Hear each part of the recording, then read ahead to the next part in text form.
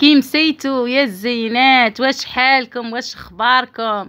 واش راكم يا طفيلات سكرة؟ ان شاء الله تكونوا لاباس عليكم حباباتي مشجعاتي، ربي يخليكم كامل بنات بلادي ورقله منوريني، نورتوني في قناتي البرانيات. مرحبا بكم في قناتي، ان شاء الله تعجبكم وتكونوا من المشتركين ومن المتبعات نتاعي ان شاء الله. اليوم جبت لكم بسبوسه، وصفه تاع بسبوسه مبسبسه الاخر، وصفه روعه كما شفتوا تجيكم مشربه بنينه ما شاء الله. المهم هنا اول حاجه نبدو نخدموا الشوربات نتاعنا. انا هنايا حندير كميه كبيره، تعرفوني ديما نطيب معاكم غير بالكميات الكبيره ما شاء الله.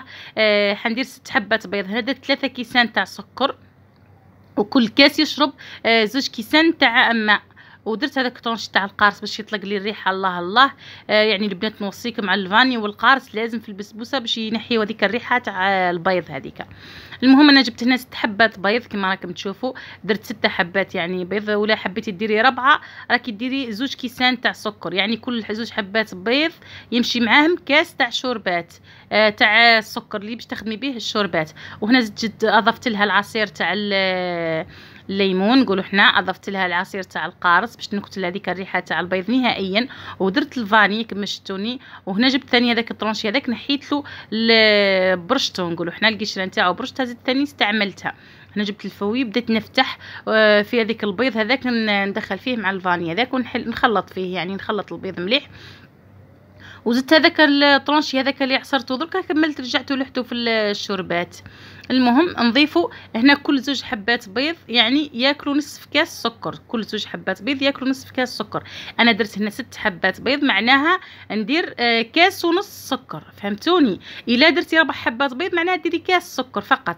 وهكا ثاني في الزيت والحليب. الزيت بما اني دايره 6 حبات بيض ندير كاس ونص زيت، يعني كل 2 حبات بيض ياكلوا نصف كاس، فهمتوني؟ ان شاء الله تكونوا فهمتوني يا البنات، سهله يعني. وثاني هكا الحليب نضيف ثاني كاس ونص، علاه لخاطرك كل نصف كاس يمشي مع 2 حبات بيض. هذه نصيحه خلوها عندكم. الا كان البلا تاعك صغير خلاص تاع 2 حبات خدمي غير بالنص كاس، الا كان البلا تاعك متوسط اخدمي بالكاس، الا كان البلا تاعك كبير كيما البلان تاعي ديري كاس ونص، يعني كل نص كاس من الزيت ولا الحليب ولا السكر يمشوا ب2 حبات بيض. نكملوا نخلطوا مليح مليح مليح هنايا حتى يعني نخلط هذوك المكونات كامل مليح، ونجيب الباتور ونبدا نطلع فيهم الى ان هذاك الباتور كي نخدم به. شوفوا فهنايا يكون القوام هذاك اللي نخدم فيه اصفر كشغل يبيض، هو الخطره الاولى كي تخدمي كشغل يكشكش، فهمتوني؟ يكشكش من بعد يبيض يجيك روعه ويجيك ناجحه. هذه الوصفه تقريبا نفسها وصفه المسكوته غير مختلفه عليها شويه. المهم هنايا شوفوا الاخر بعد ما خلطته مليح بالباتور كشغل يبدا يتبدل لونه، شفتوا كيفاش كان اصفر بدا ولا ابيض. ومن بعدين واش ندير؟ نجيب الدقيق نتاعي. الدقيق يكون متوسط، يعني مش شرط يكون الدقيق نتاعك نقولوا حنا يكون احرش ياسر، ولا دقيق متوسط عادي. انا هنايا الدقيق نتاعي ارطب، حاولت اني نغربل شويه منه، نهز منه شويه لحرش وما جاش احرش يعني ياسر، عادي متوسط. المهم كل 2 حبات بيض ياكلوا كاس تاع الدقيق، كل 2 حبات بيض ياكلوا كاس تاع دقيق. انا بما اني هنايا درت 6 حبات بيض معناها ندير 3 كيسان. هاي درت الكاس الاول، هذا الكاس الثاني، ودوك نزيد الكاس الثالث، وندير فوقهم يا البنات الخماره 3. كل 2 حبات بيض ياكلوا خماره واحده. اذا كنت دايره بلا تاعك 4 بيضات معناها ديري 2 خماره، وهي رايحه هكا يعني نعطيكم العبر قد باش تجيكم ناجحه ان شاء الله. وهي اصلا هذه الوصفه راهي ناجحه كما الوصفه تاع المسكوته اللي عطيتها لكم قبل، راهي ناجحه، وصفه ناجحه 100% ان شاء الله. جربوها يا البنات باش راح تندموا. بالنسبه للبنات اللي مازال ما اشتركوش في القناه يشتركوا في القناه، ديروا لي اعجاب على الفيديو، ما تنساوش الاشتراك في القناه والاعجاب على الفيديو، ما تنساوش تخلوا لي التعليق زين شباب كيما نتوما. ربي يحفظكم يا الزينات، راكم منورين لي قناتي ومنوريني متتبعاتي الحلوات. هنايا جبت كملت بالباتور، كنت قاعده تكملي بالمغرف عادي، انا هنايا كملت بالباتور. طلعي مليح مليح مليح بالباتور، ومن بعد ما طلعات خلطيها دخليها في بعضها مليح. شوفي هنايا كي تبدي تهزي كيما هكا بالمغرف، شوفي كي تبدي تهزي هكا بالمغرف، شوفي القوام هذاك شتي اللي تحصلت عليك شغل مازال مطلوق شوي.